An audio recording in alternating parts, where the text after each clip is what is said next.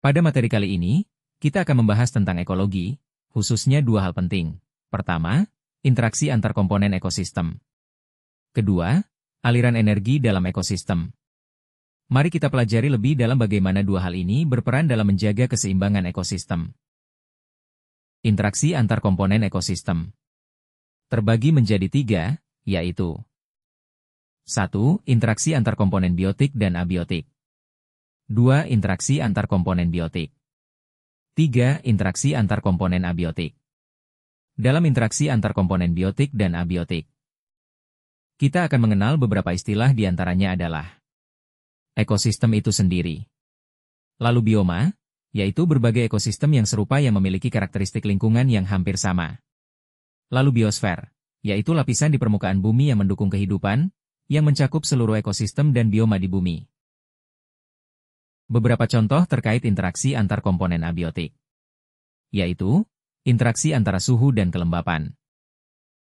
Contoh lainnya terkait interaksi antar komponen abiotik, yaitu interaksi antara cahaya matahari dan suhu. Lalu ada juga interaksi antara air dan tanah. Air yang turun sebagai hujan akan meresap ke dalam tanah, mempengaruhi kelembapan dan kandungan air dalam tanah. Selanjutnya kita bahas mengenai interaksi antar komponen biotik. Interaksi ini terbagi menjadi dua yaitu 1. Interaksi intraspesifik. 2. Interaksi interspesifik. Pada interaksi intraspesifik, interaksi terjadi antar individu dalam satu spesies. Sedangkan pada interaksi interspesifik, interaksi antar individu yang berbeda spesies. Pada interaksi interspesifik, terbagi menjadi beberapa bagian di antaranya, predasi, kompetisi, dan simbiosis. Predasi adalah interaksi antara organisme pemangsa atau predator dengan mangsanya atau prei. Contohnya adalah seperti pada gambar di mana beberapa ekor ceetah berburu rusa. Selanjutnya adalah kompetisi, yaitu interaksi antara dua individu, dapat berbeda atau dalam satu spesies, berupa persaingan. Terbagi menjadi dua yaitu 1. Kompetisi intraspesifik, yaitu kompetisi dalam satu spesies. 2. Kompetisi interspesifik, yaitu kompetisi berbeda spesies.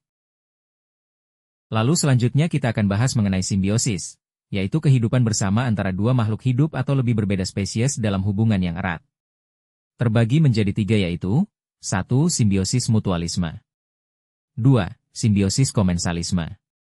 3. Simbiosis parasitisme. Mari kita bahas satu persatu. Simbiosis mutualisme menunjukkan bentuk interaksi yang saling menguntungkan pada kedua belah pihak. Sebagai contoh dapat kita lihat pada gambar, interaksi antara lebah dan bunga, lebah mendapatkan nektar atau madu. Lalu tumbuhan terbantu dalam proses penyerbukan atau polenasi. Contoh lainnya adalah ikan nemo dengan terumbu karang, atau burung jalak dengan kerbau. Simbiosis komensalisme menunjukkan bentuk interaksi yang menguntungkan salah satu pihak, tapi pihak lain tidak dirugikan. Sebagai contoh dapat kita lihat pada gambar, interaksi antara tanaman anggrek dengan pohon, anggrek menempel pada pohon terbantu dalam proses fotosintesis. Pohon tidak mendapatkan kerugian apapun karena anggrek hanya menempel saja. Contoh lainnya adalah ikan hiu dan ikan remora. Simbiosis parasitisme menunjukkan bentuk interaksi yang menguntungkan satu pihak dan merugikan pihak lain. Sebagai contoh dapat kita lihat pada gambar, interaksi antara kutu rambut di kulit kepala manusia, kutu rambut menghisap darah dari kulit kepala, dan manusia mendapatkan kerugian karena dihinggapi parasit. Contoh lainnya adalah cacing pita di usus manusia. Selanjutnya kita akan membahas aliran energi. Aliran energi terjadi melalui rantai makanan dan jaring makanan, di mana energi berpindah dari satu organisme ke organisme lainnya melalui tingkat trofik yang berbeda. Rantai makanan adalah urutan peristiwa yang menggambarkan bagaimana energi dan materi mengalir dalam ekosistem, dimulai dari makhluk hidup yang menghasilkan makanan, hingga makhluk hidup yang mengonsumsinya. Dalam rantai makanan, setiap organisme berperan sebagai produsen, konsumen, atau pengurai. Jaring makanan adalah gambaran yang lebih kompleks dari rantai makanan. Ini menggambarkan hubungan makan-memakan yang saling tumpang tindih antara berbagai spesies dalam suatu ekosistem, mencakup lebih dari satu rantai makanan. Dalam aliran energi, kita akan mengenal trofik. Trofik adalah posisi atau peran suatu organisme dalam rantai makanan atau jaring makanan. Trofik 1 ditempati oleh produsen. Trofik 2 ditempati oleh konsumen primer berupa herbivora.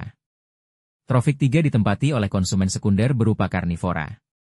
Dan berlanjut untuk trofik-trofik selanjutnya. Selanjutnya adalah piramida makanan. Piramida makanan adalah representasi grafis dari jumlah biomasa, jumlah organisme, atau energi yang ada pada setiap tingkat trofik dalam suatu ekosistem. Terbagi menjadi 3 bagian yaitu 1. Piramida energi 2. Piramida biomasa 3. Piramida jumlah. Mari kita bahas satu persatu. Piramida energi menunjukkan jumlah energi yang tersedia dan berpindah pada setiap tingkat trofik. Energi diperoleh dari produsen berpindah dari satu tingkatan ke tingkatan yang lainnya. Piramida biomasa menggambarkan jumlah biomasa atau total massa organisme yang ada di setiap tingkat trofik. Untuk lebih jelasnya, kita dapat melihat ilustrasi berikut. Yang terakhir adalah piramida populasi. Pada piramida populasi menunjukkan jumlah individu pada setiap tingkat trofik. Sebagai gambaran, kita dapat melihat ilustrasi berikut ini. Demikian penjelasan mengenai interaksi antar komponen ekosistem dan aliran energi dalam ekosistem. Kita telah belajar bagaimana berbagai komponen dalam ekosistem saling berhubungan untuk menjaga keseimbangan alam, serta bagaimana energi mengalir dari satu organisme ke organisme lainnya. Terima kasih sudah menyimak materi ini. Jangan lupa untuk like, share, dan follow agar kalian tetap mendapatkan informasi menarik lainnya. Sampai jumpa di materi berikutnya.